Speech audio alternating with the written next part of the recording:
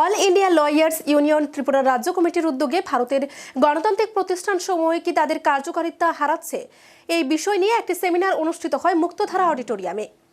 এই সেমিনারে উপস্থিত ছিলেন অবসরপ্রাপ্ত বিচারপতি ওড়িশা হাইকোর্টের শুভাশিস তলাপাত্র, বরিষ্ঠ আইনজীবী ও সাংসদ বিকাশ রঞ্জন ভট্টাচার্য, সুপ্রিম কোর্টের বরিষ্ঠ আইনজীবী পি.ভি. সুরেন্দ্রনাথ সহ অন্যান্য আইনজীবীরা। আয়োজিত সেমিনারে এদিন আইনজীবী সাংসদ বিকাশ ভট্টাচার্য বলেন, ভারতবাসী হিসেবে যে আত্মমর্যাদা আমাদের লব্ধ করার কথা ছিল সেটা স্বাধীনতা পেলেই হয়ে যাবে, তা নিয়ে কিন্তু আশঙ্কা ছিল আগেই। রবীন্দ্রনাথ ঠাকুর এ ব্যাপারে আশঙ্কা প্রকাশ করেছিলেন। আত্মমর্যাদা বনাম তথাকথিত উন্নয়ন কিন্তু এক বিতর্কিত বিষয়, কারণ উন্নয়ন ইংরেজ আমলে যথেষ্ট হয়েছিল। ব্রিটিশ শাসনে উন্নয়নের কোনো খামতি ছিল না, কিন্তু তারপরেও ব্রিটিশদের বিরুদ্ধে লড়াই করতে হয়েছে আমাদের। নিজেদের আত্মমর্যাদা রক্ষার কারণেই ছিল এই লড়াই। সেটাই মন্ত্রণ ঠিক এই আশঙ্কাটা রবীন্দ্রনাথ করেছেন যখন গোটা দেশ জুড়ে লড়াই হচ্ছে মহাত্মা গান্ধীর নেতৃত্বে। প্রশ্ন হলো ডোমিনিয়ন স্ট্যাটাস, তাতে ভোট দিতে পারবেন বিভিন্ন সংস্থার লোকেরা ইত্যাদি ইত্যাদি।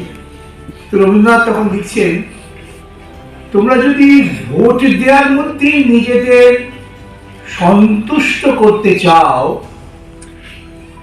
তোমরা স্বাধীনতা খুঁজে পাবে না। এটা আমার কথা নয়, রবীন্দ্রনাথের কথা।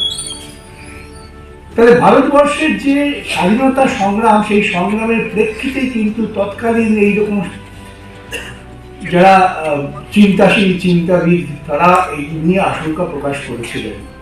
তার কারণটা ছিল যে আমরা ভারতবাসীরা আমাদের ভারতবাসী হিসেবে যে আত্মমর্যাদা, যে কথাটা প্রসঙ্গত সুভাষিস শেষে বললেন, সেটাকে রক্ষা করতে পেরেছি।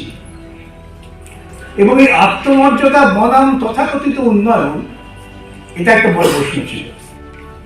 এই প্রশ্নটা আজকেও আমাদের সামনে খুব কঠিন ভাবে হাজির হচ্ছে। ব্রিটিশরা যখন আমাদের ক্ষমতা ভারতবর্ষ শাসন করেছে, উন্নয়নের কোনো খামতি ছিল না। বড় বড় রাস্তা হয়েছে, বড় বড় শহর তৈরি হয়েছে, বড় বড় ইমারত তৈরি হয়েছে, রেল লাইন হয়েছে, এক প্রান্তের মানুষ আরেক প্রান্তে চলে যাচ্ছে, যা ইতিপূর্বে কখনো ঘটেনি। তো সেখানে দাঁড়িয়ে ব্রিটিশের বিরুদ্ধে লড়াই কেন? আরএসএস বলে একটি সংগঠন যা তৈরি হয়েছিল 1905, তারা এই কথাগুলো বলেছিল। আমি তারও আগের কথা বলছি, আরএসএস এর জন্মের আগের বৃত্তান্তই বলছি। ব্রিটিশেরা বলতেন তাদের পোষিত বিভিন্ন বুদ্ধিজীবীদের দ্বারা, বা তাদের পোষিত অংশ ছিল যারা সাধারণ মানুষকে লুণ্ঠন করে ব্রিটিশের সম্পদ বৃদ্ধি করত, মধ্যবর্তী হিসেবে জমিদাররা, তারা বলতেন এত কিছু পাচ্ছ, তো ব্রিটিশের বিরুদ্ধে লড়াই কেন? ব্রিটিশের বিরুদ্ধে লড়াই কেন, এই প্রশ্নটা মাস্টারদা সূর্য সেন যখন চট্টগ্রামে তিনি একজন স্কুলের অঙ্ক শিক্ষক ছেলে মেয়েদের পড়াচ্ছেন আর তাদের থেকে রিক্রুট করছেন যে অস্ত্র হাতে লড়াই করতে হবে বাচ্চা বাচ্চা ছেলে মেয়েদের।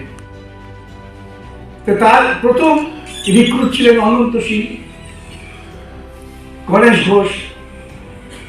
এরা ছাত্রদের ধরে নিয়ে আসতেন মাস্টারমশাই কাছে। মাস্টারমশাই খুব উৎসাহী, কাজ করতে চান। সূর্য সেন বলতে, কি কাজ করি, তোর কি অসুবিধা? তোমার অসুবিধা কোথায়? কেন তুমি ইংরেজের বিরুদ্ধে লড়াই করতে চাও? তখন ছাত্ররা উত্তর দিতে পারছে না স্বভাবতই।